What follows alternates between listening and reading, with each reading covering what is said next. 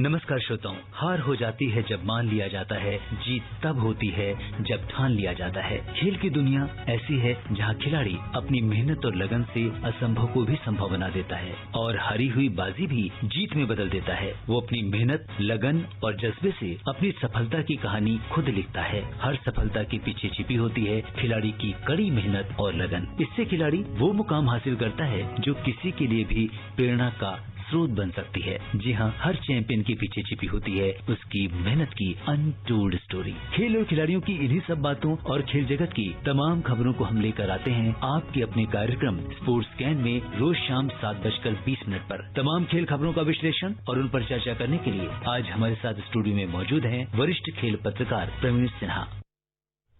नमस्कार प्रवीण। नमस्कार जी। सबसे पहले नजर डालते हैं अब तक की स्पोर्ट्स हेडलाइंस पर। यूएस ओपन टूर्नामेंट में रोहन बोपन्ना की पुरुष डबल्स में हार के साथ टूर्नामेंट में भारतीय चुनौती समाप्त। Serena Williams, Celine Martins, Victoria Azarenka, Dominic Thiem और दानिल मेदवेदेव ने अपने अपने मुकाबले जीतकर यूएस ओपन टेनिस टूर्नामेंट के क्वार्टर फाइनल में जगह बनाई। फ्रेंच ओपन टेनिस टूर्नामेंट 27 सितंबर से दर्शकों को स्टेडियम में आने की इजाजत और डस्टिन जॉनसन ने पहली बार फेडेक्स कप गोल्फ चैंपियनशिप का खिताब अपने नाम किया। और सबसे पहले बात करते हैं यूएस ओपन की। यूएस ओपन टेनिस टूर्नामेंट में भारत के रोहन बोपन्ना और कनाडा के डेनिस शापोवालोव की जोड़ी पुरुष डबल्स के क्वार्टर फाइनल में हार गई है। क्वार्टर फाइनल में बोपन्ना और शापोवालोव की जोड़ी को नीदरलैंड के जीन जूलियन रोजर और रोमानिया के होरिया टेकाउ की जोड़ी ने 7-5, 7-5 से हराया। ये बोपन्ना का 2018 में फ्रेंच ओपन और यूएस ओपन के क्वार्टर फाइनल में पहुंचने के बाद ग्रैंड स्लैम टूर्नामेंट में सर्वश्रेष्ठ प्रदर्शन है। इस हार के साथ टूर्नामेंट में भारतीय चुनौती भी समाप्त हो गई। दिविज शरण और सुमित नागल पहले ही हारकर टूर्नामेंट से बाहर हो गए थे, तो यहाँ पे कहीं ना कहीं अच्छा प्रदर्शन कर रहे थे और क्वार्टर फाइनल तक पहुंचे, लेकिन उनकी जो जीत थी, हम ये कहें रोहन बोपन्ना और डेनिस शापोवालोव की, वो यहीं पे थम गई। बिल्कुल सही कहा आपने कि रोहन और शापोवालोव बहुत अच्छा खेल रहे थे। लास्ट मैच भी देखिए तो इन्होंने एक टॉप सीट को, मतलब अपने से बेहतर सीट के प्लेयर्स को हराया था जी। और इसमें शायद वो लय बरकरार नहीं रख पाए और सबसे बड़ा दुर्भाग्य ये रहा कि अपोनेंट टीम जो प्लेयर थी, उन्होंने रोहन बोपन्ना की सर्विस को जो है ये बनाया, निशाना बनाया और दोनों ही सेट में रोहन की सर्विस ब्रेक कर करके उन्होंने एक बढ़त हासिल कर ली और बड़ी आसान जीत दर्ज की। तो ये है कि एक लय वाली बात है और उसके पीछे बहुत सारी वजह हैं। आप भी समझते हैं कि ये कोरोना काल में जो है कोई दर्शक नहीं है, आपका मनोबल बढ़ाने वाला नहीं है, कोई उत्साह नहीं बढ़ाने वाला है। आप अच्छे शॉट्स खेलते हैं तो उसमें कोई तालियां नहीं बज रही हैं। तो कई बार ऐसा होता है और जिस समय आप, कई बार होता है ना, सर्विस आप लूज कर रहे हैं या आपकी पहली सर्विस बाहर जा रही है, दूसरे कोर्ट में जाकर बॉल गिर रही, तो उस कंडीशन में लोग बाग उत्साह बढ़ाते हैं। यहाँ पे ऐसा कुछ नहीं था और शायद इसका खामियाजा भुगतना पड़ा और ये रोहन के साथ हुआ और विश्वास माने सिद्धार्थ, ये आगे बहुत सारे मैचेस में होंगे। आप क्रिकेट में देखेंगे, फुटबॉल में देखेंगे, टेनिस में देखेंगे, दर्शकों की अनुपस्थिति में खेल का वो जो रोमांच है, जो पराकाष्ठा तक रोमांच पहुंचता था, वो अब देखने को नहीं मिलेगा। और शायद इसलिए एक अच्छी जोड़ी होते हुए अच्छा प्लेयर्स दोनों शापोवालोव और रोहन दोनों ही लय में हो तो कभी भी किसी को हरा सकते हैं, बट इनका नहीं चल पाया कल रात। बिल्कुल। और अगर हम दूसरे खिलाड़ियों के प्रदर्शन पर नजर डालें तो एक तो टॉप सीड सर्बिया के नोवाक जोकोविच का सफर जहां एक ओर निष्कासित होने के बाद थम गया था, वहीं दूसरी ओर खिताब के प्रबल दावेदार डोमिनिक थीम और दानिल मेदवेदेव ने सीधे सेटों में जीत दर्ज करके क्वार्टर फाइनल में प्रवेश किया था। और सेरेना विलियम्स की भी हम बात करेंगे, उन्होंने भी क्वार्टर फाइनल में जगह बना ली है। आइए सबसे पहले एक डिस्पैच सुन लेते हैं। निश्चित। यूएस ओपन टेनिस टूर्नामेंट में जहां एक ओर दुनिया के नंबर 1 खिलाड़ी और टॉप सीड सर्बिया के नोवाक जोकोविच का सफर निष्कासित होने के बाद थम गया, वहीं दूसरी ओर खिताब के प्रबल दावेदार बने डोमिनिक थीम और दानिल मेदवेदेव ने सीधे सेटों में जीत दर्ज करके यूएस ओपन क्वार्टर फाइनल में प्रवेश किया। उधर दूसरी ओर अमेरिका की वर्ल्ड नंबर 8 सेरेना विलियम्स ने भी यूएस ओपन के क्वार्टर फाइनल में जगह बना ली है। विलियम्स ने ग्रीस की मारिया सक्कारी को हराया। वे 53वीं बार किसी ग्रैंड स्लैम टूर्नामेंट के क्वार्टर फाइनल में पहुंची। इस जीत के साथ ही सेरेना आर्थर एश स्टेडियम में 100 मैच जीतने वाली पहली खिलाड़ी बनी। उनके बाद रॉजर फेडरर ने यहां सबसे ज्यादा 77 मैच जीते हैं। अब सेरेना का क्वार्टर फाइनल में मुकाबला बुल्गारिया की स्वित्साना पिरोनकोवा से होगा। बेल्जियम की 16वीं वरीय एलिस मर्टेंस और विक्टोरिया अजारेंका भी जीतकर अगले दौर में पहुंच चुकी हैं। अब देखना दिलचस्प होगा कि कौन सेमीफाइनल की दौड़ में बना रहता है। अतहर सईद, स्पोर्ट्स कैन। बिल्कुल, ये देखना दिलचस्प होगा कि सेमीफाइनल की दौड़ में सेमीफाइनल में कौन हिस्सा लेता है। और जहां एक और साल का आखिरी ग्रैंड स्लैम चल रहा है, सबकी निगाहें अगर हम ये कहें कि इस पूरे उसमें सेरेना विलियम्स पर लगी हैं। निश्चित तौर पर सिद्धार्थ, मैं थोड़ा सा एक छोटा सा करेक्शन कर दूं कि कोरोना काल में कई बार हुआ कि कई टूर्नामेंट्स पोस्टपोन हुए या फिर कैंसिल हो गए। तो फ्रेंच ओपन अभी होना बाकी है, तो एक और मौका रहेगा। बहरहाल बेसिकली सब लोग ये देखना चाह रहे थे कि इस जो 6 महीने के मतलब मार्च से लेकर अब तक बड़े बड़े प्लेयर्स अब तक नजर नहीं आए थे ये किसी कोर्ट पे। तो उस कंडीशन में सेरेना की वापसी अच्छी कही जाएगी। हालांकि उन्होंने सकरी को हरा दिया 6-3, 6-7, 6-3 से, लेकिन सच्चाई है कि सकरी ने उनको कई मौकों पर कड़ी मशक्कत करने के लिए मजबूर किया था। और कई बार विश्वास माने, मतलब दोनों प्लेयर्स के बीच लंबी रैली चल रही है लेकिन वो डाउन द लाइन शॉट्स खेलती थी और सेरेना के पास कोई जवाब नहीं होता था। कई बार उन्होंने बस गिव अप कर दिया, छोड़ दिया।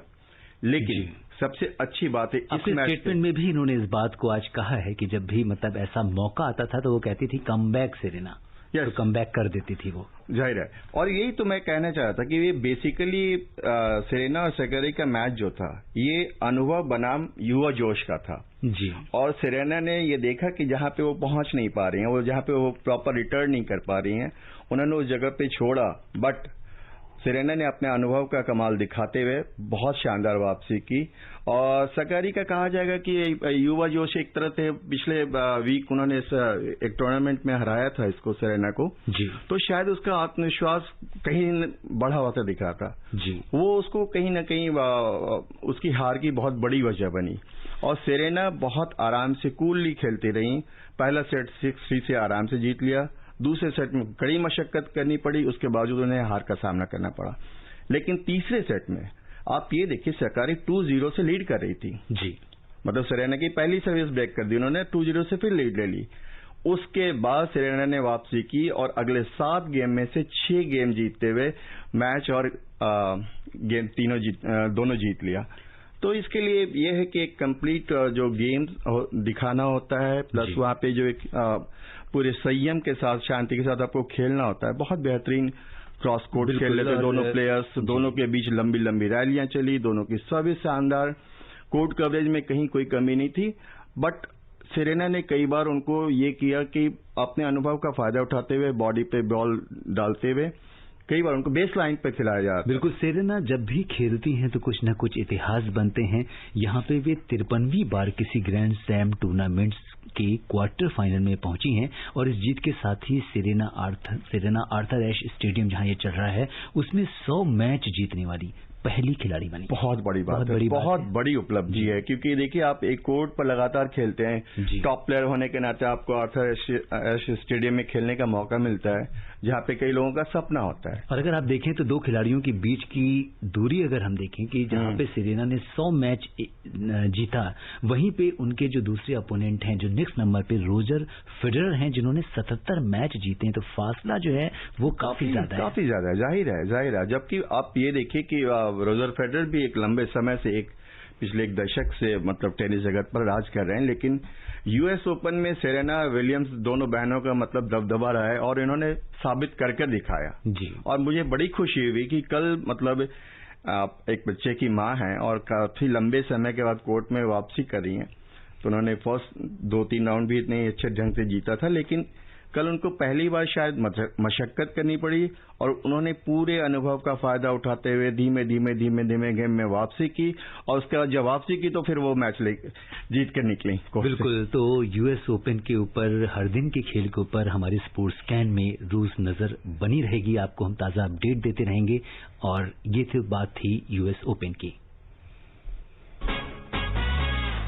और यूएस ओपन के बाद अब बात करते हैं फ्रेंच ओपन की। ये टूर्नामेंट हर साल मई में खेला जाता है, लेकिन कोरोना वायरस के कारण इसे 4 महीने के लिए टाल दिया गया था। अब ये 27 सितंबर से खेला जाएगा। आइए सुनते हैं हमारी सहयोगी नईम की ये रिपोर्ट।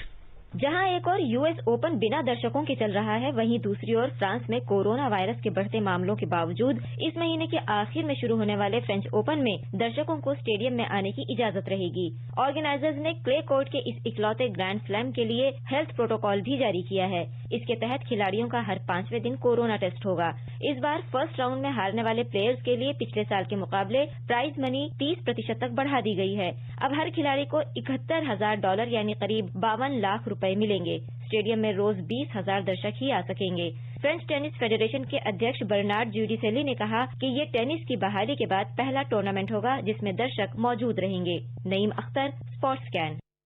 बिल्कुल प्रवीण, जहां पे एक और यूएस ओपन की हम जब बात करते हैं, अभी आप बता भी रहे थे कि किस तरह से जब तक दर्शकों की तालियां खिलाड़ियों तक नहीं पहुंचती तो वो शॉट लगाने में वो मजा नहीं रहता। वहीं दूसरी ओर जिस तरह से फ्रेंच ओपन की अब बात की जा रही है कि वहां पे कम से कम 20,000 दर्शक रहेंगे, ये अपने आप में एक बहुत बड़ी बात है। सरकार की नई गाइडलाइन के मुताबिक पेरिस जैसे शहर में किसी भी तरह के स्पोर्ट्स कल्चर इवेंट में 5,000 दर्शक मौजूद रह सकते हैं।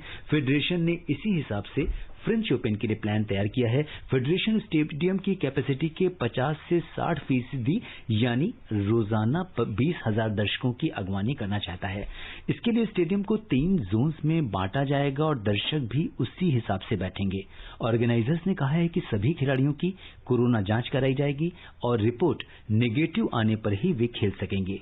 उनकी 72 घंटे के भीतर दोबारा जांच होगी और हर 5वें दिन, यहाँ पे इम्पोर्टेंट ये है कि कोरोना टेस्ट कराया जाएगा। खिलाड़ियों को 2 होटल्स में ठहराया जाएगा। स्टेडियम में आने वाले व्यक्ति को मास्क पहनना जरूरी होगा। टूर्नामेंट से जुड़े हर व्यक्ति का बायो सिक्योर बबल में आने से पहले कोरोना टेस्ट होगा। नेगेटिव आने के बाद ही उसे एंट्री मिलेगी। ऑर्गेनाइजर्स ने आर्थिक तंगी झेल रहे खिलाड़ियों के साथ एकजुटता दिखाने के लिए इस बार पहले दौर की प्राइज मनी में 30% का इजाफा किया है। इस बार टूर्नामेंट के फर्स्ट राउंड में हारने वाले खिलाड़ी को भी $71,000 यानी करीब 52 लाख रुपए मिलेंगे। वहीं क्वालिफाई करने वाले खिलाड़ियों को भी पिछले साल के मुकाबले 27% ज्यादा प्राइज मनी मिलेगी। क्वालिफिकेशन के पहले राउंड में हारने वाले प्लेयर्स को $11,800 यानी 8,67,000 रुपए के आसपास मिलेंगे। पिछले साल स्पेन के राफेल नडाल ने मेंस कैटेगरी में फ्रेंच ओपन जीता था। उन्होंने फाइनल में डोमिनिक थिएम को हराया था। ये उनका 12वां खिताब था। महिला कैटेगरी में मौजूदा वर्ल्ड नंबर 1 ऑस्ट्रेलिया की एशले बार्टी ने अपना पहला ग्रैंड स्लैम जीता था। उन्होंने फाइनल में चेक गणराज्य की 19 साल की खिलाड़ी मार्केटा वोंद्रोसोवा को शिकस्त दी थी। हालांकि बार्टी इस साल कोरोना के कारण फ्रेंच ओपन नहीं खेलेंगी। तो चूंकि यूएस ओपन के तुरंत बाद ये टूर्नामेंट होने जा रहा है प्रवीण, और जैसा कि अभी हमने अपनी रिपोर्ट में भी बताया और इस समाचारों में भी था कि किस तरीके से दर्शकों के साथ ये मैच खेला जाएगा और कोरोना काल में इतनी बड़ी संख्या में दर्शकों के साथ जो मैच होने जा रहा है वो अपने आप में एक बड़ा चैलेंजिंग होगा और एक नया अनुभव होगा। बहुत अच्छी बात है, बहुत अच्छी शुरुआत है सिद्धार्थ। बाय द वे हम लोग अभी इससे पहले बात कर रहे थे, चूंकि यूएस ओपन खाली स्टेडियम में खेला जा रहा है, चैंपियंस लीग फुटबॉल खेली गई खाली स्टेडियम में, तो उस कंडीशन में कभी भी विश्वास माने कभी भी प्लेयर्स पूरी तरह से मोटिवेटेड नहीं हो पाता है कि वो आपकी कलाबाजियां दिखाए, वो कुछ हैरत अंगेज शॉट्स दिखाए या लंबी लंबी रैलियां करे, वो सब नहीं दिखता है। जो कि अब अच्छी बात यह है कि फ्रेंच ओपन में हम लोगों को देखने को मिलेगा। ये प्लेयर्स चूंकि एक सन्नाटा भरे मतलब स्टेडियम में खेल रहे हैं, ये इनके लिए नया अनुभव है जो कि कष्टकारी है। ये कभी भी इसको एंजॉय नहीं कर पा रहे हैं। एक अच्छी शुरुआत होगी फ्रेंच ओपन से। हालांकि ये है कि जैसे अभी आपने देखा कि यूएस ओपन में भी टॉप 3 प्लेयर्स नहीं खेल रहे हैं। राफेल नडाल ने नाम वापस ले लिया था, रोजर फेडरर ने नाम वापस ले लिया, इसी तरह एशले बार्टी ने लास्ट ईयर की चैंपियन है विमेंस की, वो इस बार फ्रेंच ओपन में नहीं खेलेंगी। तो कुछ एक अभी भी चूंकि कोरोना के का डर है, दुनिया भर के प्लेयर्स इससे अभी भी खौफजदा हैं जी। उस कंडीशन में बड़े बड़े प्लेयर्स की अनुपस्थिति जो है हम लोग को थोड़ी सी सालेगी जी। लेकिन सच्चाई ये है कि प्लेयर्स कोर्ट पर लौट रहे हैं, दर्शक भी साथ में लौटेंगे, इसका स्वागत किया जाना चाहिए, क्योंकि एक पहला बड़ा टूर्नामेंट होगा जिसमें दर्शक भी होंगे, प्लेयर्स भी होंगे और एक टूर्नामेंट चलेगा और आयोजकों की तारीफ करनी होगी। बिल्कुल, बहुत बड़ी बात है, बहुत बड़ी बात है। जो 30% बढ़ाई है खिलाड़ियों का उत्साह वर्धन के लिए कोरोना काल में, ये अपने आप में एक बड़ी आप सोचिए ना, उस कंडीशन में आपको क्या था, गेट एंट्री मनी जीरो जी। आपके स्टेडियम के अंदर चूंकि कोई दर्शक नहीं है तो होर्डिंग्स वगैरह का कोई यूज नहीं, क्योंकि टीवी कोई भी ब्रॉडकास्टर कितना दिखा पाएगा। तो हमारे यहाँ पे इनमें क्या हुआ था, गेट मनी जीरो हो गई थी, स्पॉन्सर्स कई एक पीछे भाग रहे थे, जैसा कि आपने आईपीएल में भी देखा जी। और विज्ञापन जो है वो कम आ रहे थे। तो उस कंडीशन में खिलाड़ियों के पर एक संकट ये भी आ रहा था कि क्या इन खिलाड़ियों पर आर्थिक भी ये चोट लगेगी जी। और उस जगह पे आप इजाफा कर रहे हैं, फर्स्ट राउंड में आप जीत रहे हैं तो 52 लाख मिल रहा है, हार रहे हैं तो भी आपको करीबन 9 लाख रुपए मिल रहे हैं। ये बहुत बड़ी बात है। बिल्कुल सिद्धार्थ, और इसका स्वागत किया जाए, मजा आएगा, देखना होगा कि 6-7 महीने बाद जो है दर्शक कैसे इसका मजा उठाते हैं। और अब बात करते हैं गोल्फ की। डस्टिन जॉनसन ने पहली बार फेडेक्स कप गोल्फ चैंपियनशिप का खिताब अपने नाम कर लिया है। जॉनसन ने पीजीए टूर में डेब्यू करने के बाद चैंपियनशिप के आखिरी दौर में 2 अंडर 68 का कार्ड खेलकर कुल 21 अंडर का स्कोर बनाया। जेंडर शॉफेल और जस्टिन थॉमस संयुक्त रूप से दूसरे स्थान पर रहे। तो फेडेक्स कप गोल्फ चैंपियनशिप का खिताब अपने नाम पहली बार किया है डस्टिन जॉनसन ने। और सबसे बड़ी बात है, डेब्यू करते हुए आप इस तरह से जीत रहे हैं, बहुत बड़ी बात है सिद्धार्थ। ये मतलब स्कोर आप ये देखिए कि इतने महीने के मतलब ले ऑफ के बाद अब प्लेयर्स जब उतरते हैं तो गोल्फ में बड़ी ये चाहिए, कंसंट्रेशन लेवल हाई चाहिए, आपको निशाना जैसा ठीक लगना चाहिए। उस कंडीशन में जॉनसन की तारीफ करनी होगी कि उन्होंने टोटल 21 अंडर का स्कोर किया, बहुत बड़ी बात है। और डेब्यू करते हुए आप जब खिताब जीतते हैं मेजर का, तो इससे बड़ी बात और कोई हो ही नहीं सकती है। जी हाँ, और अब बात करते हैं फुटबॉल की। एम्स्टर्डम में इटली ने नेशंस लीग फुटबॉल टूर्नामेंट में नीदरलैंड्स को 1-0 से हराया, जिससे इटली की टीम ग्रुप तालिका में शीर्ष पर पहुंच गई है। दूसरे मुकाबले में पोलैंड ने बोस्निया को 2-1 से हराया। पूरी तरह नई टीम के साथ खेल रही चेक गणराज्य को लीग बी में स्कॉटलैंड से 2-1 से हार का सामना करना पड़ा और इसी ग्रुप में इजराइल और स्लोवाकिया का मैच 1-1 से ड्रॉ रहा। नॉर्वे ने नॉर्दर्न आयरलैंड को 5-1 से करारी शिकस्त दी। रोमानिया ने ऑस्ट्रिया को 3-2 से हराया। लीग सी की बात करें तो बेलारूस ने कजाकिस्तान को 2-0 से और लिथुआनिया ने अल्बानिया को 1-0 से हराया। तो ये अगर हम देखें तो फुटबॉल जो नेशंस लीग चल रही है, ये करीब 10 महीने बाद कोई फुटबॉल मैच अब इंटरनेशनल खेला जा रहा है और इसको लेके लोगों में काफी उत्साह भी है। जाहिर है उत्साह तो है ही है। और अब प्लेयर्स में तारीफ करनी होगी कि ये लोग कहीं ना कहीं अपनी लय बनाए रखने के लिए फील्ड पे उतरते रहे, चाहे चैंपियंस लीग हो चाहे वो फ्रेंच लीग हो। और इजराइल ठीक है, उनको बहुत ज्यादा वो मतलब दर्शकों की भीड़ नहीं मिली, लेकिन नेशंस कप एक अपने आप में प्रतिष्ठित टूर्नामेंट है और इसमें हर एक प्लेयर जो है अपने देश के लिए बेहतर प्रदर्शन करना चाहता है। हालांकि आज दुर्भाग्य है कि आज फ्रांस का मैच है और उसके बहुत बड़े प्लेयर जो स्टार प्लेयर एम्बापे जी वो नहीं खेल पाएंगे क्योंकि कोरोना की वजह से शायद उन्हें भी प्रॉब्लम हो रही है। तो सारे लोग जरा सा भी बीमार पड़ते नहीं है कि उनको क्वारंटीन में भेज दिया जाता है। तो इस तरह से है थोड़ी प्रॉब्लम। चुनौतीपूर्ण समय है जी, देखते हैं कि क्या होता है। और अब बात करते हैं साइकिलिंग की। Tour de France cycling race के निदेशक क्रिस्टियन प्रूडोमो कोरोना पॉजिटिव पाए गए हैं। इस बीच राहत की खबर यह है कि 166 साइकिलिस्ट गुरुवार को होने वाली 10वीं चरण की रेस से पहले कोरोना वायरस जांच में नेगेटिव पाए गए हैं। आयोजकों ने पिछले 2 दिन में साइकिलिस्ट और टीम सदस्यों के 650 टेस्ट किए। सूत्रों ने बताया कि सभी साइकिलिस्ट नेगेटिव पाए गए हैं। तो कोई भी किसी भी टूर्नामेंट में इस समय रिपोर्ट का नेगेटिव आना एक बहुत, जब भी आप बात कर ही रहे टूर डी फ्रांस बहुत बड़ा टूर्नामेंट है, उसके लिए उसमें सारे साइकिलिस्ट फिट हो तो इससे बड़ी बात क्या हो सकती है। बिल्कुल। और इसके लोग इंतजार करते हैं सालों भर। जी, और श्रोताओं समय अनुमति नहीं दे रहा है कि हम कुछ और खेल खबरों पर चर्चा करें। प्रवीण, आप हमारे स्टूडियो में और तमाम खेल खबरों पर आपने चर्चा की, इसके लिए आपका बहुत बहुत धन्यवाद। Thank you Siddharth. श्रोताओं, स्पोर्ट्स कैन में आज के लिए बस इतना ही। अगर आप इस कार्यक्रम को दोबारा सुनना चाहते हैं तो लॉग ऑन कर सकते हैं हमारी वेबसाइट newsonair.com। कल एक बार फिर शाम 7:20 पर मिलने के वायदे के साथ अपने होस्ट और दोस्त सिद्धार्थ सिंह को दीजिए अनुमति। नमस्कार।